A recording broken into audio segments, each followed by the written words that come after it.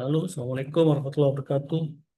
Alhamdulillah, Alhamdulillahirabbil alamin. Wassalatu wassalamu ala asrofil mursalin Muhammadin wa ala alihi wa ashabihi ajmain. Amma ba'du.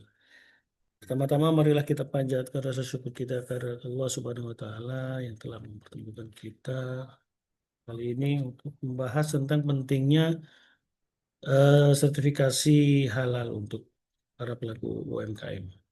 Yang kedua, marilah kita eh, apa namanya? Salawat serta salam kita panjatkan kepada Allah untuk Nabi Muhammad SAW. Tanpa panjang lebar, marilah kita mulai saja acara ini, yaitu membahas tentang pentingnya sertifikasi halal untuk UMKM. Oke, untuk mempersingkat waktu, saya share dulu untuk eh, materinya. Eh, Oke,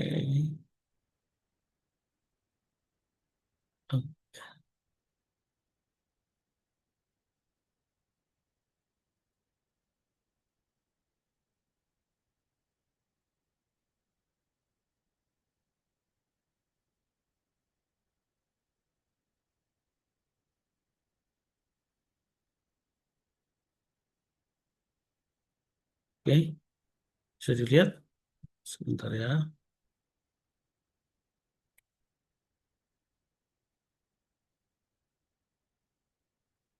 Oke, oke. Jadi di sini kita harus tahu bahwa sertifikasi halal itu sangat perlu sekali untuk para pelaku UMKM. Pertama, untuk memastikan bahwa apa yang telah kita jual atau yang kita pasarkan ini sudah halal. Bukan hanya secara pernyataan bahwa kita bilang ini halal, tapi secara eh, pemerintah juga mengakui bahwa kita sudah mempunyai sertifikasi halal untuk produk ini. Oke. Nah, sertifikasi halal ini kita mempunyai dasar hukumnya. Yang pertama Undang-Undang Nomor 3 Tahun 2014, Pasal 4, yaitu produk yang masuk, beredar, dan diperdagangkan di wilayah Indonesia wajib bersertifikasi halal. Kemudian Peraturan Pemerintah Nomor 42 Tahun 2024, Pasal 98, kewajiban bersertifikat halal bagi pelaku usaha mikro dan kecil didasarkan atas pernyataan halal pelaku usaha mikro dan kecil. Oke. Terus ngapain sih repot-repot ngurus sertifikasi halal? Sebenarnya lebih repot lagi bila harus menjelaskan dan meyakinkan ke semua pelanggan bahwa bahan baku dan proses pembuatan produk halal itu halal. Dan belum tentu pelanggan yakin karena itu klaim sepihak dari Anda. Jadi kita perlu pernyataan dari pemerintah bahwa produk kita itu halal. Itulah pentingnya. Oke. Dari 87,2% atau 229,6 juta penduduk Indonesia yang Muslim, itu adalah potensi market calon pelanggan usaha Anda karena Muslim butuh yang kepastian halal. Nah, sedangkan untuk produk yang wajib konsumsi halal itu harus memiliki identitas halal. Apa sih yang dimaksud dengan identitas halal? Oke. Semua identitas itu harus ada. Ijazah, itu identitas pendidikan. Kependudukan itu KTP. Ya, identitas umum ini banyak terdiri dari itu. Identitas warga negara itu paspor, identitas perkawinan itu akte nikah. Kalau kita perlu untuk mengemudi, kita ada SIM, A, B, C, ujian untuk berkendara. Kemudian mobil pun, identitas kendaraan pun harus ada BPKB. Apalagi sertifikat tanah, identitas untuk properti yang kita miliki. Kemudian ada akte lahir, identitas asal-usul kelahirannya setiap orang yang lahir di Indonesia. Nah, dari situlah adanya, kita perlu adanya identitas halal. Nah, dengan begitu pelanggan jadi yakin kalau dia lihat, oh betul, berarti ini halal. Kenapa? Karena diyakinkan oleh pernyataan dari pemerintah. Yang kedua, Setelah lihat langsung nyaman.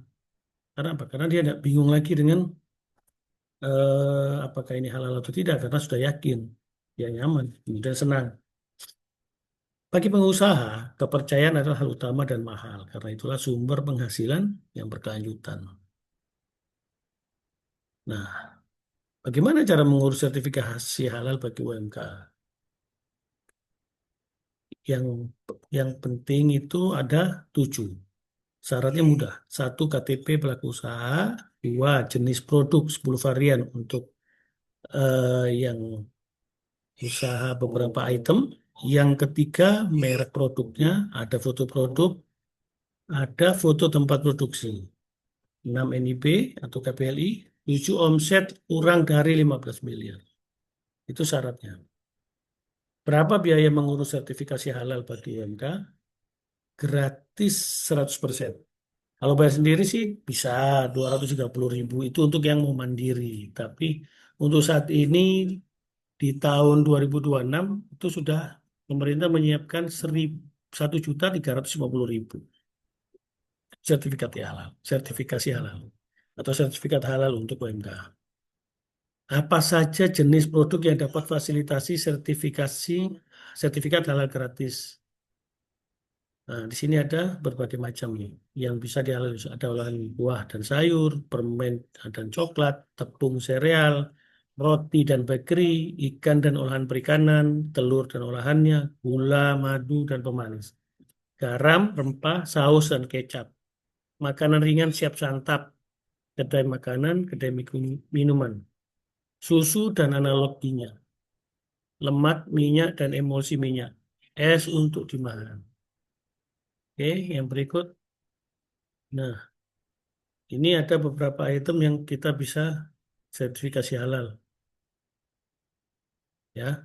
Oke, seperti ini ada somai dan ada pempek juga ada di Tekuan. Ada banyak semua yang kita bisa halal. Semua makanan ini yang wajib halal supaya memberikan kenyamanan dan kepercayaan kepada pelanggannya. Oke. Nah, ini juga ada nih. Halal itu juga untuk aneka minuman ringan non soda.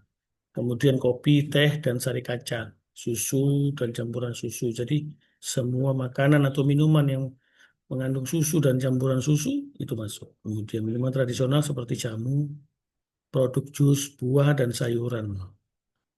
Itu tetap harus di sertifikasi halal. Konsentrat buah dan sayuran. Oke, lanjut. Nah, seperti ini jus buah. Ini yang susu dengan turunannya. Nah, ini cai-cai, minuman jamu. Nah, apa saja sih warung apa saja yang harus dihalalkan? Ada warung makan khas Sunda, warung soto, bakso, rumah makan gudeg, warung makan pecel lele, warung sate ayam atau kambing, warung makan nasi goreng, mie goreng, warung makan khas Timur Tengah, warung nasi kuning, uduk, angkringan, gerobak, warung makan Indomie, warmindo, warteg. Oke. Nah, seperti ini semua masuk karena kita perlu keyakinan dari pelanggan bahwa makanan yang disajikan itu halal. Nah, sekarang kita tanya, berapa lama terbit sertifikasi halal? Itu 7 sampai 14 hari kerja dalam keadaan normal setelah pengajuan melalui si halal BPJPH. Apa resiko bila produk usaha atau usaha Anda tidak memiliki sertifikasi halal? Bila Anda pelanggan atau kompetitor memviralkan bahwa produk usaha Anda tidak bersertifikat halal, apakah akibatnya bagi usaha Anda? P3EWI atau kami siap mendampingi proses sertifikasi halal produk Anda secara gratis. Jadi, eh, bagi rekan-rekan para usahawan UMKM, kita bisa membantu untuk mengurus sertifikasi halal Anda. Tidak perlu Anda repot, kami bantu, kami eh, berikan edukasi bagaimana halal yang benar, bagaimana cara mengolah makanan, yang perlu disiapkan dan yang perlu Anda hindari seperti makanan yang memang haram atau yang ada kontaminasi dari najis seperti mungkin eh, pengolahan yang mungkin bersebelahan dengan hewan atau apa itu nanti kita bisa bantu. Jadi Anda tinggal menyiapkan saja proses-proses apa persiapan untuk prosesnya seperti KTP dan lain-lain. Oke, sampai di sini saja apa yang bisa kami sampaikan. Bila ada kesalahan, mohon dimaafkan. Bila taufiq wal hidayah. Wassalamualaikum warahmatullahi wabarakatuh.